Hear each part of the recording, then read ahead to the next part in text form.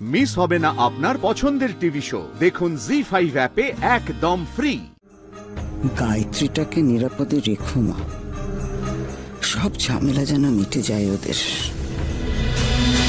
আমি তোমাকে কি করে বলি রিন্টুদা যে গায়ত্রী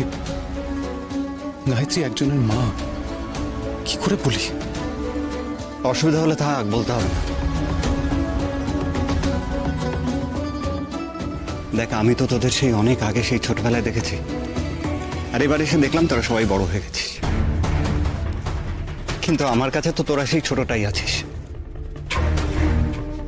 যেই ছোট্ট মানিক আমার হাত ধরে ঘুরে বেড়াতো। একবার মনে আছে পিসিমণি তোদেরকে নিয়ে আমাদের বাড়িতে বেড়াতে এলো, আমি তোদের মেলায় নিয়ে গেলাম।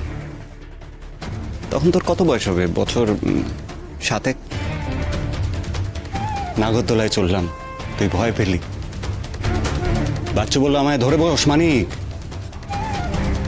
তুই তখন কি বলেছিলিস জানিস? তুই বলেছিলিস আমি রিন্টুদাকে ধরে বসবো, রিন্টুদাকে ভরসা করতে পারি। দেখ, আমি সেই এক রিন্টুদাই আছি রে মানিক।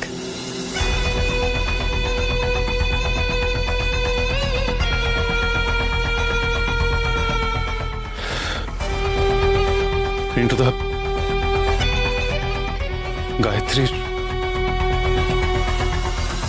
গায়ত্রীর বিয়ের আগে একটা সম্পর্ক ছিল,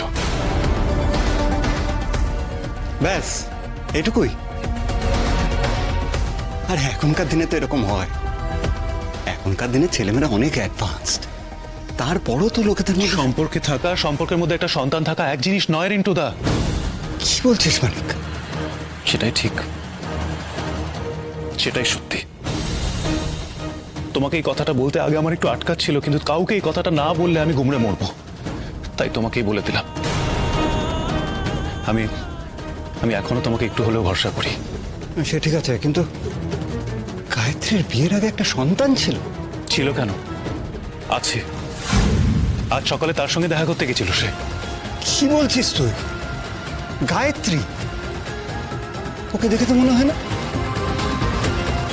কে মেয়ের বাবাকে?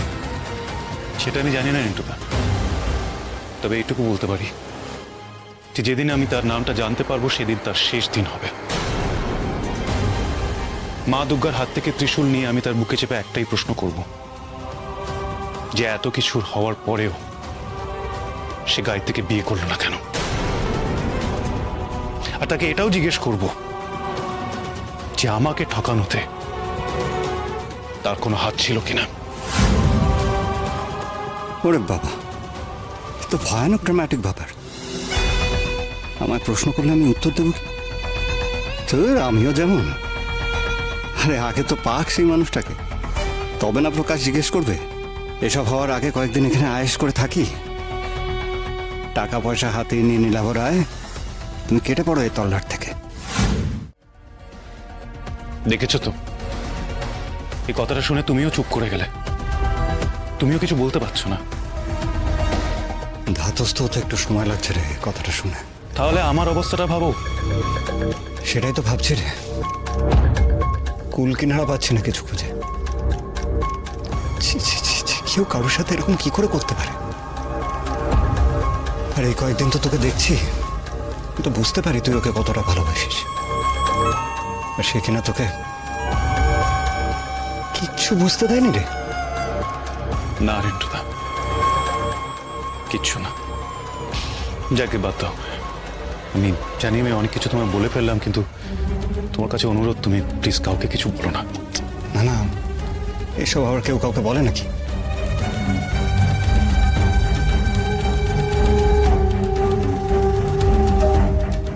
টেনশন করিস না। মাথা খারাপ, এই নিয়ে ঘাটাঘাটি করি আর ফস করে কেঁচো ঘুরতে কে উঠে বেরিয়ে যাক। আমার একটাই উদ্দেশ্য, গায়ত্রীকে শায়েস্তা করা। তার অর্ধেক কাজ তো হয়ে গেছে, বিয়েটা ভাঙছে, বাকি শুধু গায়ত্রীকে মেয়ের হদিশ পেতে না দেওয়া, তাও হয়ে যাবে।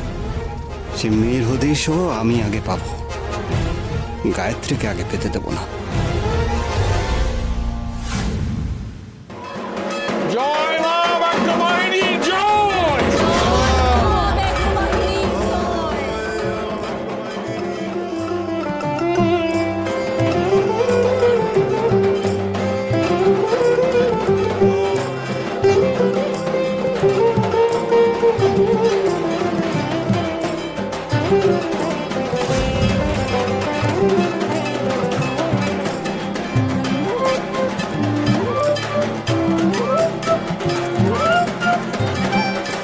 শোনা, তুই এখানে এমন মন মরা হয়ে বসে আছিস কেন? কাশুর ঘন্টা বাজাবি না? যা না, গিয়ে বাজা না।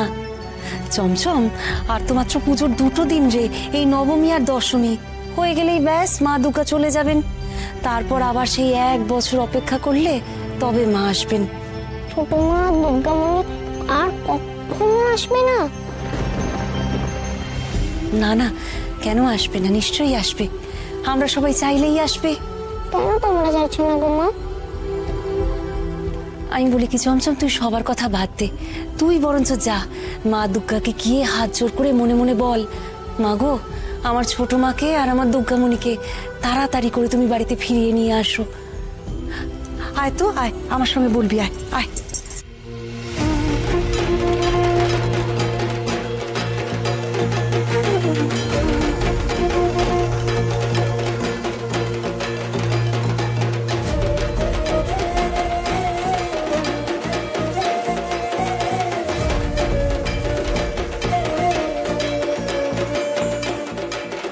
মা, মা গো, ছোট মা দুর্গামণিকে ফিরিয়ে আনো মা।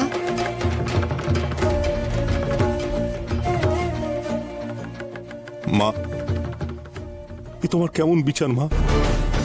নিজেই একটা পথ পাইয়ে দিলে ইলেকশনে টিকিট পাওয়ার, জেতার, আর তুমি নিজেই সেই পথ আমার থেকে কেড়ে নিলে কেন মা? দুর্গামণির মতো একখানা মেয়ে হাতের মধ্যে এসেও ফসকে বেরিয়ে গেল কেন মা? আমার তর্কচা মারা পলিটিক্যাল কেরিয়ারটা ওই মেয়েটাকে ব্যবহার করে আমি একেবারে একেবারে মৌরপঙ্খী নৌকার মতো সরিয়ে ছুটিয়ে নেবো বলে ঠিক করেছিলাম। সেই নৌকার পাল তুমি এমন করে ছেড়ে দিলে কেন মা? মা, মা ওকে ফিরিয়ে দাও মা।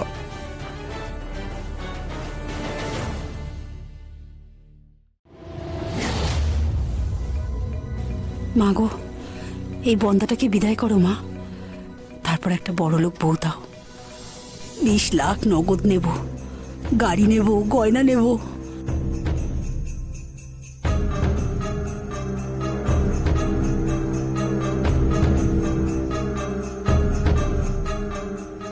গায়ত্রীটাকে নিরাপদে রেখো মা, সব ঝামেলা যেন মিটে যায় ওদের।